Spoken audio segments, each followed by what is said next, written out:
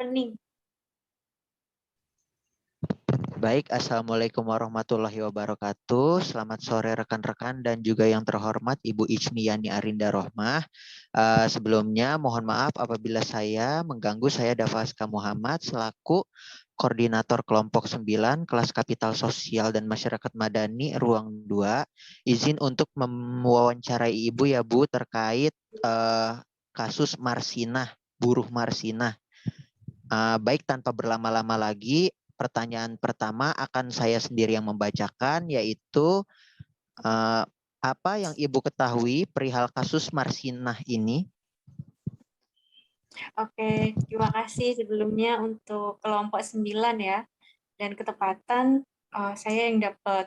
Nah, untuk kasusnya yaitu terkait kasus HAM, ya kan, yang mana di sini ada pelanggaran HAM, pembunuhan terhadap salah satu buruh, Ibu Marsinah. Nah, sebenarnya Ibu Marsinah ini sekarang sudah jadi ikon tersendiri bagi mereka asosiasi-asosiasi buruh ya. Bahkan di internasional pun beliau juga diakui sebagai pahlawan gitu. Nah, Ibu Marsinah sendiri ini sebenarnya adalah latar belakangnya dari keluarga menengah bawah ya. Meskipun kehidupannya sederhana. Jadi dari sisi latar belakang keluarga yang saya ketahui, dia itu tinggal bersama neneknya, nenek dan kakeknya. Mereka itu latar belakangnya adalah petani. Meskipun petani, cuman ya dari segi kemampuan mampu lah gitu ya, mampu untuk mencukupi kebutuhan hidup. Nah, kemudian beliau ini lulusan dari SMA. Sebenarnya beliau itu punya bakat yang sangat luar biasa dan beliau ingin melanjutkan kuliah, ya kan? Ingin melanjutkan kuliah, cuman karena terkendala ke biaya, akhirnya beliau ini melamar pekerjaan. Jadi aslinya itu kalau nggak salah di Nganjuk ya. Kalau nanti kalian coba cari ya profil beliau. Terus habis itu beliau melamar pekerjaan di perusahaan di Surabaya awalnya. Nah, itu terus kemudian pindah-pindah. Jadi ceritanya itu beliau kan memang kebutuhan di kota rantau kan memang tinggi itu kan di Surabaya. Terus beliau pindah pekerjaan itu karena ya gajinya supaya mencukupi untuk kebutuhannya. Meskipun demikian, siapa sosok Bu Marsinah ini, dia juga mempunyai antusias tinggi untuk meningkatkan potensinya. Jadi selain dia bekerja, dia juga mengikuti beberapa kursus ya. Jadi tidak tidak seperti buruh-buruh pada umumnya. Meskipun beliau ini sudah bekerja dan meskipun terkendala biaya untuk kuliah, tapi untuk mendapatkan akses ilmu potensi, ya kan? Jadi beliau itu kepenginnya belajar IT waktu itu. Akhirnya beliau khusus untuk IT-nya, meningkatkan kapasitas yang dia punya. Nah, Bu Marsina ini juga dikenal sebagai salah satu anggota dari asosiasi buruh ya. Asosiasi buruh di Jawa Timur. Nah, beliau sering sekali menjadi istilahnya koordinator utama untuk gerakan-gerakan buruh. Jadi ketepatan pada waktu itu memang pemerintah daerah di Jawa Timur, kasusnya dulu ya, saya tambahkan kasus. Waktu itu pemerintah daerah Jawa Timur melayangkan sebuah aturan atau regulasi baru, di mana aturan itu menginstruksikan kepada setiap perusahaan atau badan usaha, baik itu milik pemerintah maupun swasta, untuk meningkatkan atau menaikkan gaji buruhnya gitu ya. Yang awalnya itu UMR-nya adalah ingat saya itu 1.500 lah, 1.500.000-an sekitar itu, kemudian dinaikkan menjadi misalkan kalau 20%-nya berarti 2.250.000, pokoknya sekitar itu. Ada kenaikan ya kan, ada kenaikan berapa persen, dan peraturan itu sudah diberlakukan, sudah diketok palu. Nah, pada masa itu si Marsinah di sini dia bersama teman-temannya menuntut perusahaannya, ya kan, untuk juga menaikkan gaji sesuai dengan peraturan pemerintah daerah di di Jawa Timur, ya, di Jawa Timur tingkatnya, bukan di Surabaya aja tapi Jawa Timur levelnya. Nah, Marsina sama teman-temannya ini yang dalam kelompok asosiasi buruh di sini mereka mencoba untuk menuntut perusahaan di mana mereka bekerja untuk menaikkan gaji sesuai dengan peraturan tersebut. Nah, disitulah titik mula kejadian pembunuhan itu bermula. Jadi awalnya setelah tuntutan itu disampaikan, ya istilahnya ya demonstrasi lah, tapi di kalangan buruh. Nah, besoknya itu Marsina ini diajak gitu ya, diajak oleh staf karyawan. Jadi ada beberapa persepsi sebenarnya dari beberapa sumber, tapi yang beberapa yang saya baca itu ada karyawan lain ya atau staf khusus di perusahaan tersebut kemudian membawa Ibu Marsinah ini untuk pergi ke suatu tempat, istilahnya disekap gitu ya, dan kemudian teman-temannya mencari, ini sudah 3 hari kok Marsinah nggak muncul gitu ya setelah demonstrasi itu. Nah, ditemukanlah Marsinah dalam kondisi yang sangat tragis. Jadi dia tidak hanya dibunuh, tapi juga dilecehkan. Gitu. Jadi sebelum dibunuh itu dia ya ada perbuatan-perbuatan yang nggak pantas yang kemudian beliau alami, dan itu hasil otopsi ya dari aparat tertentu, aparat kepolisian tertentu yang kemudian memeriksa bahwa emang ada terjadi pelecehan terhadap beliau sebelum dibunuh. Itu kasusnya, dan kemudian sampai bergulirnya waktu sampai saat ini masih belum diketahui gitu ya oknum siapa yang kemudian membunuhnya gitu.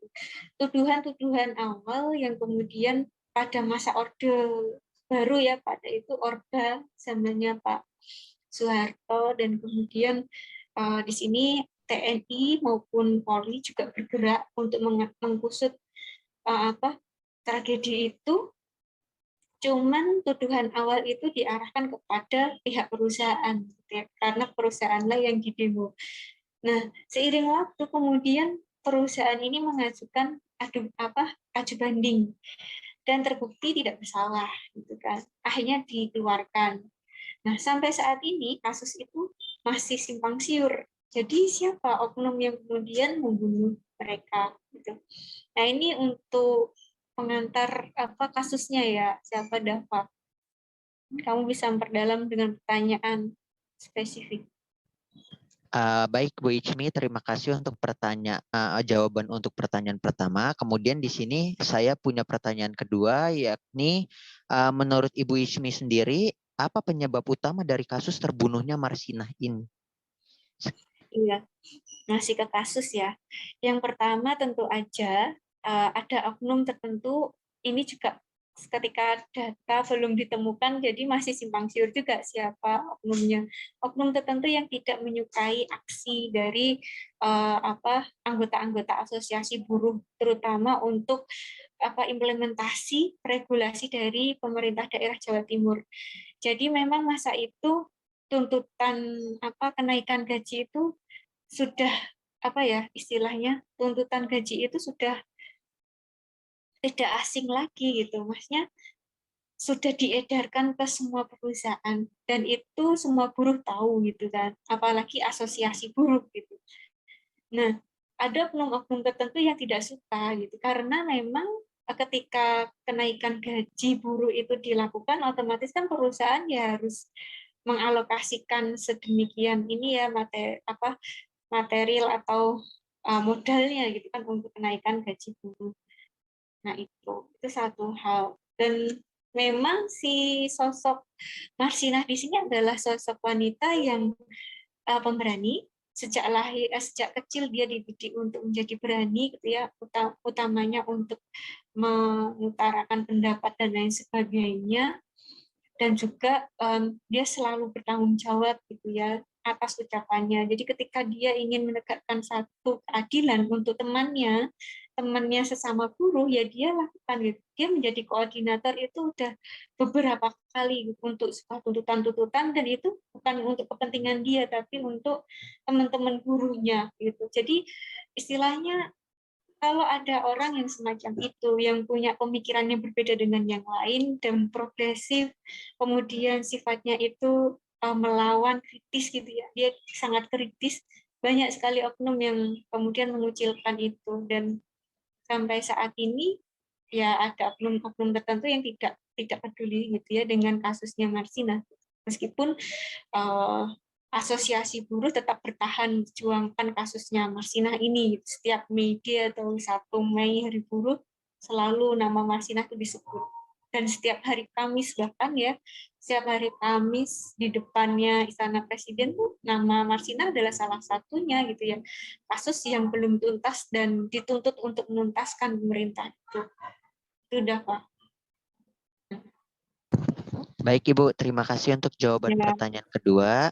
Dan Oke. untuk terakhir pertanyaan dari saya, yaitu pertanyaan nomor 3, yakni menurut Ibu, apakah kasus Marsinah ini ada campur tangan dari pihak yang berwenang? Iya, oke dah. Oke dah Pak, ini susah ini. Tahu menganak kambingkan saya jadinya. Bukan, maksudnya gini. Kalau istilah campur tangan, saya pikir sebagai akademisi nggak elok bicara atau menghakimi gitu kan. Cuman yang menjadi satu hal tuntutan sebagai masyarakat sipil dan salah satunya adalah akademisi, segeralah dituntaskan kasusnya Bu Marsinah, temukan oknum siapa yang bunuh Bu Marsinah gitu kan. Dan supaya itu tidak menjadi apa ya, istilahnya tidak menjadi satu hal yang sebenarnya itu juga merupakan citra sebuah negara ya. Hadirnya negara fungsinya apa gitu kan. Salah satunya adalah untuk melindungi masyarakatnya kan. Dan ini berkaitan dengan hak asasi loh, hak asasi masyarakatnya sendiri. Kita bercermin ke negara-negara yang lain, misalnya Aussie. Satu aja pidana dari Australia yang ditangkap oleh negara kita mau dihukum mati. Itu aja upaya yang dilakukan oleh pemerintahan di sana sangat luar biasa gitu kan. Nah, ini untuk satu hal kasus untuk satu perempuan, dan itu kasusnya ada di dalam internal negara ya. Tapi kenapa sangat susah untuk dipecahkan? Itu satu hal yang menjadi sebuah tuntutan. Bukan berarti kita menghakimi bahwa di sini ada campur tangan nih antara pemerintah dengan pihak swasta gitu kan. Lah, cuman kalau mau bicara demikian, peraturan kenaikan gaji buruh di Jawa Timur itu sendiri kan dikeluarkan oleh pemerintah daerah gitu kan. Mau menyangkal seperti apa itu adalah aturan dari pemerintah juga gitu kan, pemerintah daerah. Nah, hal ini yang kemudian ya harus diselidiki lebih lanjut, apakah ada oknum yang lain gitu. Di situ juga awal-awal pengusutan kasus juga ada keterlibatan TNI gitu ya, tentara. Nah, tapi ya dikeluarkan lagi karena ada aju banding dan itu tidak membuktikan bahwa bersalah. Selalu seperti itu, ketika ada penangkapan kemudian aju banding, terus kemudian dibebaskan, selalu seperti itu sampai sekarang. Dan itu apa nggak ada apanya ya, penyelesaiannya yang jelas nggak ada. Itu yang menjadi kasihan adalah keluarga, dari pihak keluarga iya, dan itu juga menjadi satu hal pandangan bagi semua buruh ya, termasuk saya juga buruh gitu kan. Rasakan bahwa keadilan terhadap buruh ini belum gitu ya, belum menjadi satu hal yang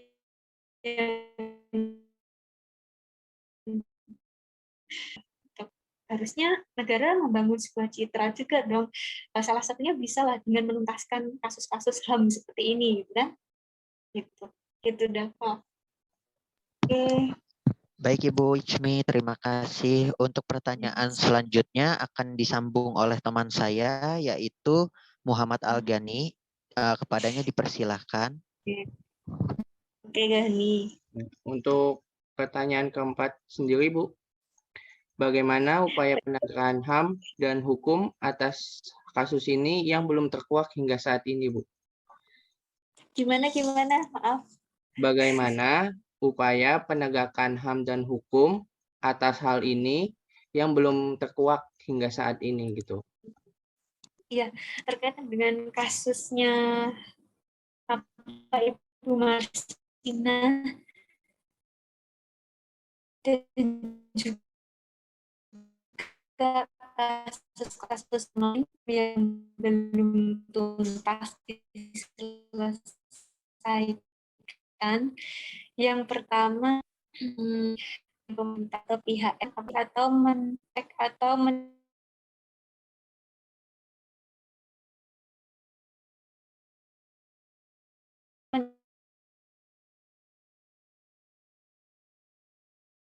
di pihak perusahaan dan lingkungan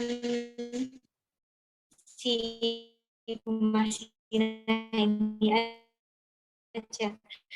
Tapi kita sampai ke situ masih belum terlihat. Meskipun pada tadi saya menyebutkan ada keterlibatan TNI, ya kan, ada satu oknum yang kemudian terlibat dan ditangkap, tapi berujung dilepaskan gitu kan, apa namanya, si A ini dari TNI itu. Setelah itu selesai, nggak ada pengusutan kembali apakah ini ada pihak-pihak yang elit yang terlibat atau tidak. Jadi keberanian untuk mengusut sampai ke level itu belum. Dan terus kemudian komitmen atau enggak adalah istilahnya janji gitu. Janji yang bisa direalisasikan. Misalkan tahun ini kasus HAM selesai. Harusnya itu menjadi satu hal yang harus diupayakan gitu kan.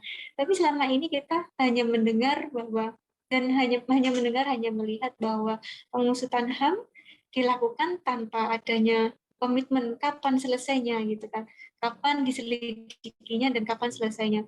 Selama ini kita hanya mendengarkan oke, akan diselesaikan, tapi kapan dan komitmennya sampai kapan gitu ya, sampai kapan akan dimulai dan sampai kapan selesainya gitu.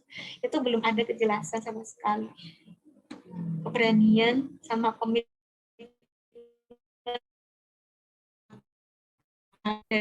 itu bagaimana jadi modal sosialnya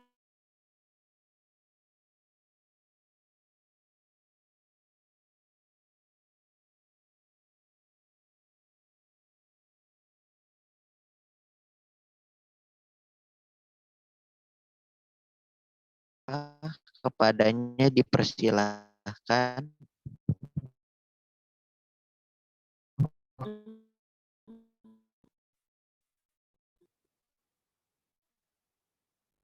Halo Afifah. Udah diganti ya. Yang nomor 5 biar semakin suara saya didengar nggak? Bentar Bu, jelas ya. wifi saya Terdengar sangat jelas Bu. sinyalnya Bu, wifi saya ternyata. Baik, untuk mempersingkat waktu, untuk pertanyaan kelima akan dibacakan langsung saja. Nomor 5. Saya mau nanya, mengapa pelanggaran hak asasi manusia di Indonesia tak kunjung usai, Bu? Ya itu. Bu, kenapa nggak selesai-selesai? Karena nggak jerah kan?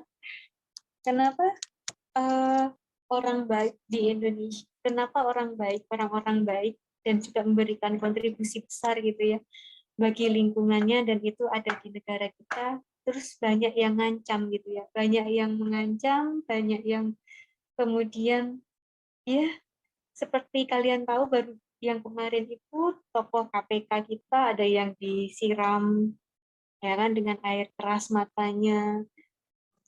Sebelum itu juga banyak kasusnya gitu kan, bahkan dari kalangan akademisi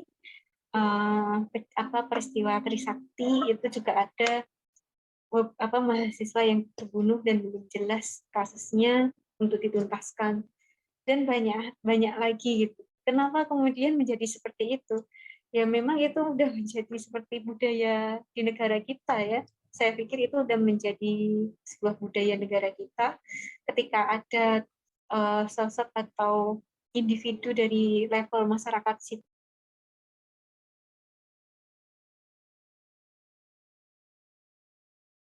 berpikir berbeda dan bergerak, mengkritisi, memberikan kritikan, itu selalu dipojokkan dan ya seperti itu. Dia pasti akan mendapatkan impas dari apa yang sudah mereka usahakan. Salah satunya ya pelanggaran HAM itu tadi, gitu. Nggak akan usah gitu kan. Ya, Sah, gimana, Sah?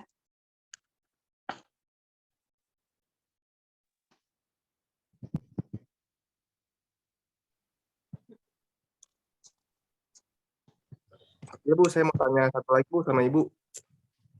Iya, oke. Sebentar Bu. Saya mau tanya ini Bu, dampak yang ditimbulkan dari kejadian kasus Marsinah ini dari awal kejadiannya sampai sekarang ini apa aja sih Bu dampak-dampaknya yang ditimbulkan? Saya lebih ke kapital sosialnya ya. Jadi dampak yang kemudian berkaitan dengan kapital sosial utamanya adalah di kalangan masyarakat sipil dan khususnya adalah pergerakan buruh sendiri. Jadi ikon Bu Marsina ini menjadi satu sosok yang kemudian menjadi aspirasi bagi pergerakan buruh terutama. Kenapa kemudian masyarakat buruh di sini secara sukarela mereka berasosiasi, mereka bergerak bersama, begitu kan?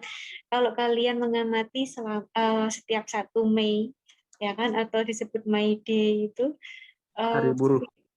Iya, Hari Buruh, mereka kemudian berbondong-bondong dari berbagai daerah, ya kan, menyampaikan aspirasinya, gitu kan, kepada pemerintah di Jakarta.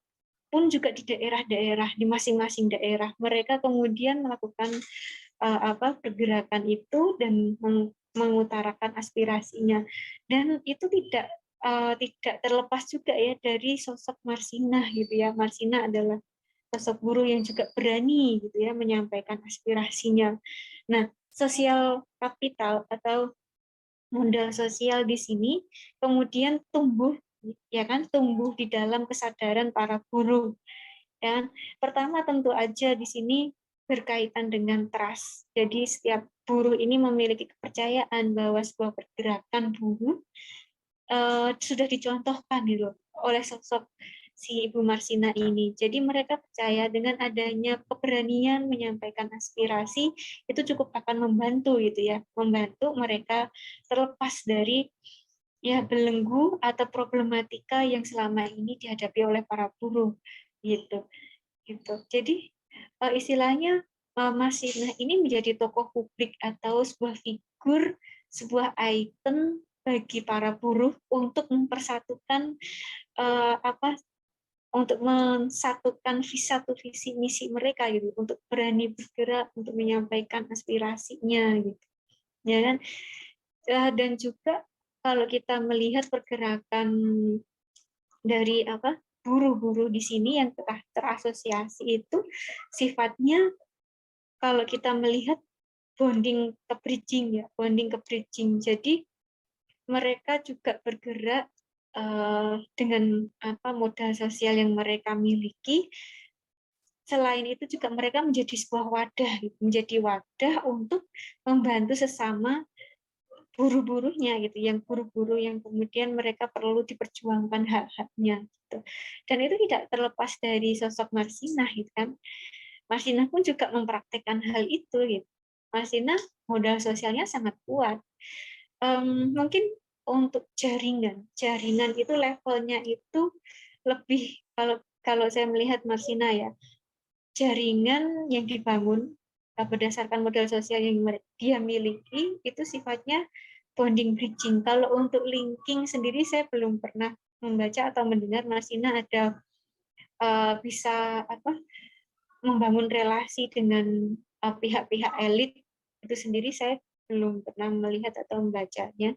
Cuman untuk jaringan yang sifatnya itu horizontal, dia memiliki banyak jaringan, khususnya adalah asosiasi buruh itu sendiri. Selain mereka bergerak sifatnya bonding, mereka bergerak juga sebagai bridging, gitu. Kapital sosial yang sifatnya bridging, sebagai wadah untuk kelompok buruh juga, gitu kan? Gitu, Hamzah. Gimana, Syah? Iya, Bu. Jadi kan bonding, bridging, linking itu apa, Bu? ingatlah. Lupa Lupa, jangan-jangan Bu, nih. lupa, Bu, lupa. Ya, saya masih mengingatnya, Bu. Nanti untuk penjelasannya akan saya jabarkan juga. Baik, Oke. untuk mempersingkat waktu, langsung saja untuk pertanyaan nomor 7 akan dibacakan oleh teman saya, yaitu Muhammad Habibillah. Kepadanya dipersilahkan. Oke, terima kasih, Bapak. Halo, Selamat sore, Bu. sore. Selamat sore, Bu Ismi. Pertama kali Sore, ketemu. Justin. Oke. Oke, Bu, untuk pertanyaan yang ketujuh, Bu. Untuk pertanyaan yang ketujuh, menurut Ibu, dengan adanya peristiwa ini, apakah bisa dikaitkan dengan teori sosiologi yang ada? Dan jika iya, termasuk ke dalam teori sosiologi yang mana, Bu? Oke, makasih Oke, ya, Bu, Bibi. itu pertanyaannya, Bu. Karena kita mata kuliahnya adalah kapital sosial, ya otomatis ini sangat relevan gitu ya ketika kita mengkajinya. Gitu. Tadi saya beberapa kali menyebutkan juga bahwa kapital sosial kan unsurnya ada trust gitu kan, ada trust, ada norma, kemudian ada jaringan dan unsur-unsur yang lainnya. Setidaknya apa yang dilakukan oleh Ibu Marsinah ini dan juga teman-temannya di asosiasi buruh itu menunjukkan bahwa mereka memiliki komitmen dan antusias untuk bergerak bersama itu ya karena adanya modal sosial sendiri itu, modal sosial yang melekat pada diri mereka. Jadi individu-individu ini atas dasar unsur-unsur modal sosial yang ada tadi itu, wah ini trust-nya sangat kuat, kepercayaannya sangat kuat dengan asosiasi buruh. Buruh ini mau terlibat menjadi anggota asosiasi dan mau bergerak, otomatis kan karena trust-nya sangat kuat gitu kan. Yang kedua, karena ada norma yang jelas gitu kan. Tujuan visi misi dari gerakan buruh ini sangat jelas. Lalu yang ketiga, bagaimana mereka itu berjejaring. Jadi kalau buruh itu asosiasinya tidak regional aja, tapi juga nasional. Tidak hanya maksudnya di daerah-daerah saja, misalkan Jawa Timur, Jawa Barat, DKI, enggak hanya itu, tapi ada jaringan buruh, asosiasi buruh yang nasional Indonesia. Nah itu kalau kalian komunikasi di mata kuliah gerakan sosial pasti Pak Sigit sudah menjelaskan gitu kan gerakan buruh Indonesia seperti apa. Tentu ini sangat relevan Bibi kalau misalkan mau dianalisis dengan modal sosial, mata kuliah modal sosial, teori-teorinya kepakai semua. Tuh. Ya. Gimana Bibi? Ya. Iya, Bu, oke. Tadi kan kata Ibu, jaringan buruh ini jaringan nasional ya, Bu. Iya. Mungkin kalau untuk zaman sekarang bisa mudah ya, Bu. Berjejaringnya bisa lewat sosial media. Kalau zaman dulu berjaringnya kayak gimana tuh, Bu? Contohnya, Bu.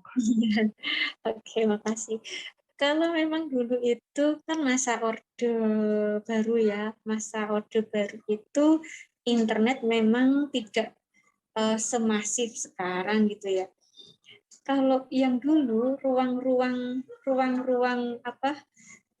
publik atau ruang terbuka itu sebenarnya banyak, cuman dibatasi. Itu waktu masa Orde Baru ya. Jadi ketika nih tiba-tiba Habibie sama teman-temannya ingin berdiskusi suatu hal yang kemudian sifatnya mengkritisi, itu sangat dibatasi. Tiba-tiba ada Satpol PP datang, kemudian ada beberapa keamanan datang gitu ya. Terus kemudian menyelidiki ini apa, diskusinya apa, tentang apa gitu. Bahkan sampai pada bahan-bahan bacaannya aja itu selalu diselidiki. Ini sifatnya kritis nggak? Bahkan buku-bukunya Karl Marx itu sempat dilarang gitu kan, dilarang untuk dibaca gitu. Jadi dulu itu memang sifatnya sangat konvensional, memanfaatkan optimalisasi pada ruang publik atau ruang sosial itu sangat dioptimalkan, cuman dibatasi. Yang batasin siapa? Ya yang mereka-mereka yang membuat regulasi gitu kan. Masyarakat jangan sampai berpikirnya kritis, kemudian wah ini tiba-tiba membuat sebuah gerakan gitu kan, akarnya dari mana, wah sumber informasi atau sumber bacaannya aja juga harus terfilterisasi. Jangan sampai ini mengakibatkan individu atau kelompok ini kemudian berpikir kritis, kemudian melakukan gerakan itu. Itu sangat dibatasin. Gitu Habibillah. Kalau sekarang kan lebih enak ya. Sekarang ini menjadi sebuah kesempatan buat kita sebenarnya untuk berani bicara, ya kan, untuk menunjukkan aspirasi kita itu seperti apa. Kita ini sebenarnya berpihak kemana, itu sangat mudah gitu kan, mudah untuk disampaikan. Apalagi ada media sosial atau media digital banyak lah, Instagram dan lain sebagainya itu gitu. Bahkan sekarang banyak label netizen gitu kan, netizen yang kemudian banyak mengkritisi setiap kali ada berita-berita yang terpublish atau pamflet yang terpublish, pasti itu netizen sangat antusias untuk menyampaikan aspirasi atau kritiknya, itu sangat keras gitu kan ya. Sekarang beda banget, dan itu menjadi sebuah kesempatan gitu. Habibie, gimana Habibie? Oke, Bu. Baik, Lanjut. langsung saja Habibie untuk pertanyaan ke-8. Oke, terima kasih Pak. Untuk pertanyaan ke-8, jika dilihat dari peristiwa tragedi kasus pembunuhan Marsina ini, apakah buruh salah untuk bisa mendapatkan haknya, Bu? Oke, sekian, terima kasih.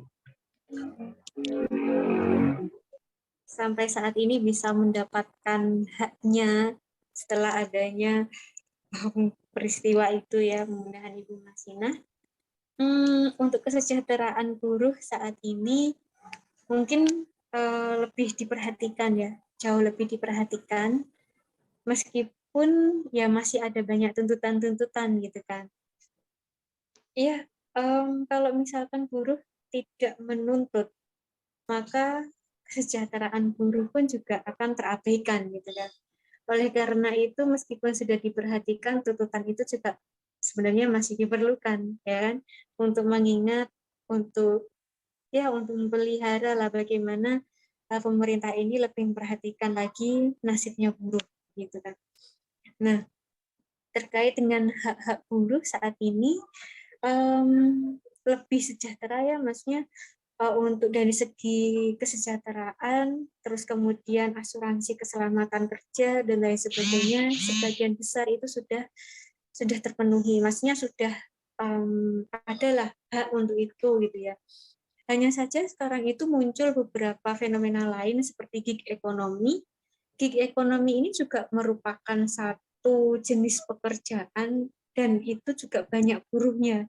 Apalagi gig ekonomi di sini saat ini ya, di era digital itu banyak peminatnya, terutama para remaja ini, para remaja sampai menuju dewasa. Sekitar usia 30 sampai kurang dari 50 gitu. Itu banyak yang kemudian menjadi buruh dari sistem gig ekonomi ini gitu. Dan kemudian para buruh ini bekerjanya secara lepas atau freelance. Nah, otomatis kalau udah freelance, tentu aja untuk keselamatan kerja, terus kemudian untuk hal-hal yang tidak terlihat nyata itu biasanya terabaikan. Saya kasih contoh aja buruh sebagai content writer atau buruh-buruh lepas yang IT. Mereka bekerja dari rumah, cuma dituntut hari ini harus deadline dan harus diserahkan. Nah, si penuntut atau perusahaan yang mempekerjakannya apakah pernah berpikir berapa jam yang harus dihabiskan gitu ya? Yang berapa jam yang kemudian dipakai oleh si buruh itu untuk bekerja menuntaskan proyek itu, ya. Nah, apakah mereka berpikir bagaimana kesehatan buruh itu banyak loh.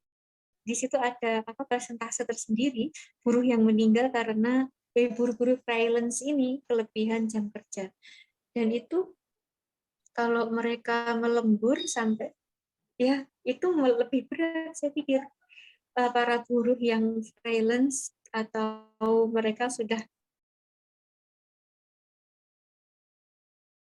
melihat kejelasan risiko-risikonya itu jauh lebih tinggi gitu loh dibandingkan buruh-buruh yang bekerja di tempat. Saya pikir ke situ kalau argumen saya ya. Kalau buruh yang bekerja di tempat itu kelihatan apa sih risikonya, misalkan oke, jamnya dibatasin jam 4 sore harus pulang gitu kan. Kalau misalkan terjadi kecelakaan terlihat nyata gitu kan, nanti ada asuransi yang kemudian memfasilitasi. Lah ini buruh-buruh freelance atau mereka bekerja dalam sistem gig ekonomi, mereka nggak terlihat. Mereka nggak terlihat apakah mereka sakit di rumah gitu ya. Tapi pekerjaan untuk satu proyek itu harus selesai hari ini, itu si pihak perusahaannya jarang sekali sampai bertanya sedemikian rupa. Terus kemudian kalau untuk freelance seperti kurir dan kemudian Gojek sekarang itu ya, itu bisa dilihat jadi ada spesifikasinya sendiri sih. Ada buruh yang freelance tapi masih terjamin ya beberapa untuk kebutuhan-kebutuhan yang lain seperti asuransi keselamatan kerja dan lain-lain. Cuman ada yang buru-buru yang nggak terlihat, bukan nggak terlihat secara nyata kerjanya itu seperti apa, risikonya seperti apa. Itu yang menurut saya risikonya jauh lebih tinggi, lebih berat dibandingkan yang bekerja di tempat. Gitu. Habibi, gimana Bi? Oke, baik Bu, cukup Bu, terima kasih Bu. Oke. Lanjut.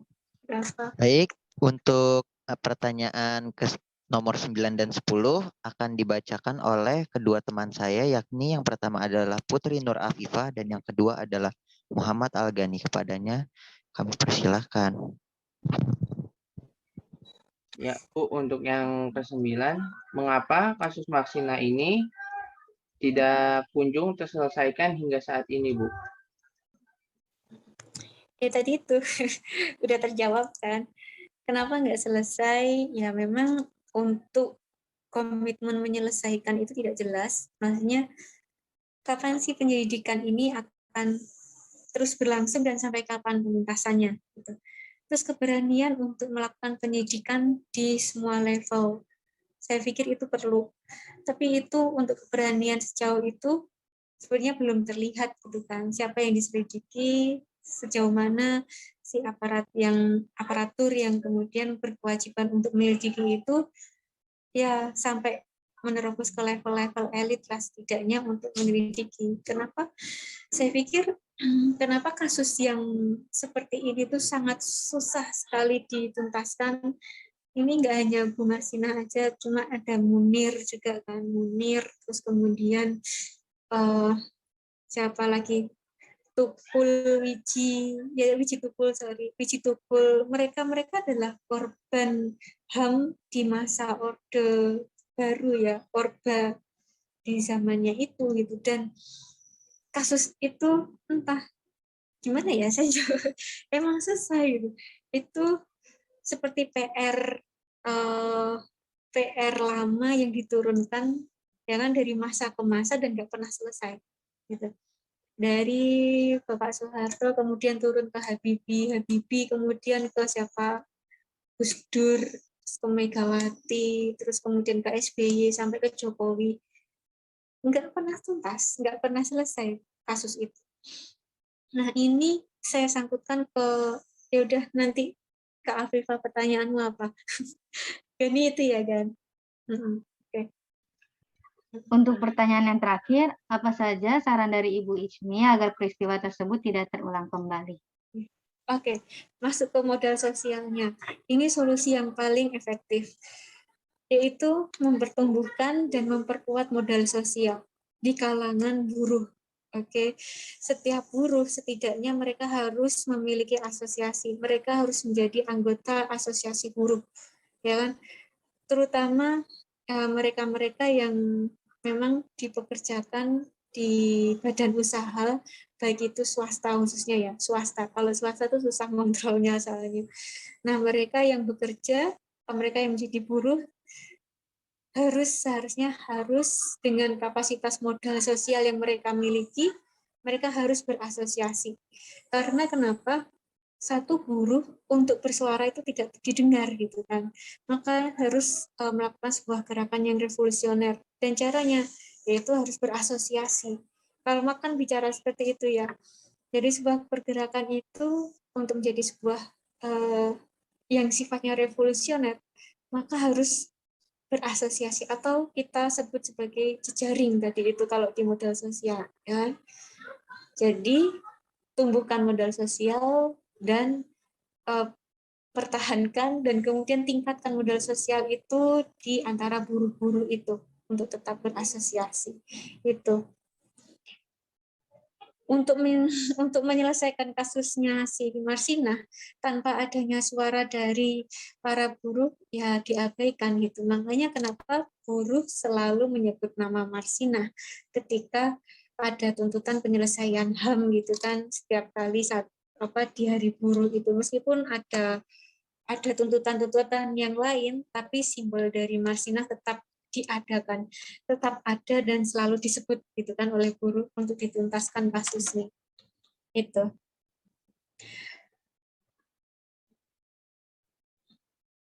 Apa katanya si Hamzah? Ya, Gimana? baik Bu Ichmi, untuk pertanyaan terstruktur kita sudah selesai semua dan kini ada satu pertanyaan tidak terstruktur yang diberikan oleh saudara Muhammad Hamsyah di kolom chat Zoom. Mungkin Ibu bisa berkenan untuk menjawabnya. Oke, hal-hal yang telah terjadi pada tokoh Marsinah ini yang di mana diketahui telah dibunuh pada era Orde Baru. Ya, adakah kemungkinan hal itu bisa terjadi lagi di era sekarang ini, di mana di era sekarang banyak sekali kaum wanita yang ikut serta dalam memperjuangkan suatu hal. Iya, sekarang itu kita sebut sebagai aliran feminisme ya, jauh sebelum ada ideologi feminis sebenarnya paham feminis itu sudah melekat di masyarakat kita. Cuman bagaimana feminis itu bergerak sedikit berbeda ya. Kalau dulu itu ditakut-takutin gitu, tapi kalau sekarang para mereka yang paham feminisme atau feminisme dan mereka bergerak atas dasar kepentingan bersama memperjuangkan hak-hak perempuan sekarang mulai istilahnya mulai terlihat, mulai ya mendapatkan ruang lah ya, setidaknya mendapatkan ruang untuk memperjuangkan hak-hak perempuan. Nah, kalau semakin kuat di mana masyarakat sipil ini khususnya adalah perempuan-perempuan ini bisa bertahan dan bisa berani gitu ya menyampaikan aspirasinya. Kejadian seperti Ibu Marsinah ini akan ya tidak bisa dibilang bisa dicegah gitu kan, karena jangan dipikir hanya 1-2 aja untuk untuk komunitas atau organisasi perempuan di Indonesia sekarang semakin banyak gitu.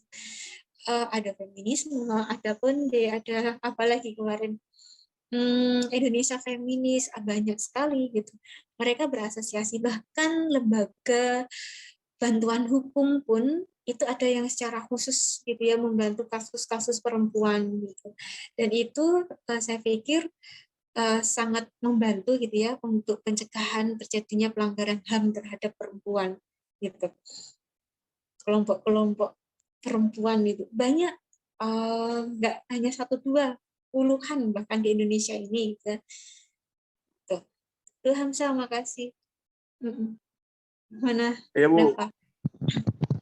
Siapa Pak? Baik. Iya, saya tadi.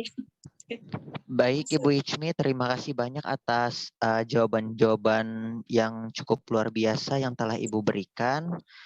Saya rasa untuk sesi wawancara ini sudah cukup ya Bu, dan terima kasih atas jawaban dan pemahaman yang telah Ibu berikan kepada kami. Saya rasa cukup sampai sini saja, kurang lebihnya mohon maaf. Wabillahi taufiq wal hidayah. Wassalamualaikum warahmatullahi wabarakatuh. Waalaikumsalam warahmatullahi wabarakatuh. Terima kasih Bu. Ibu, terima kasih. Terima kasih banyak Bu Ichmi. Foto dulu. Oh ya, Foto dulu. Terima kasih Bu. Terima kasih banyak Bu. Ya, siapa yang di abang dulu. Oke. Siapa yang foto? Udah gaya. Gani, dokumentasi Gani. Bawa laptop. Nah, Screenshotnya gimana sih laptop? Saya juga nggak tahu Bu laptop saya gimana Bu. Windows sama ini yang print di screen. print screen. Itu siapa Mana sih lagi? print screennya? Nih. Udah lu pencet ini. Ini. Iya. Oke. Ini dibarengin semua sama Windows. Iya. Nih. Oke. Iya. Bentar ya. Sabar. Oke, 1, 2, 3. Nah, dah. Dah Bu. Terima kasih banyak Ya, Ibu terima Ismi. kasih Bu. Terima kasih banyak Bu Ichmi. Tulis biar nggak lupa.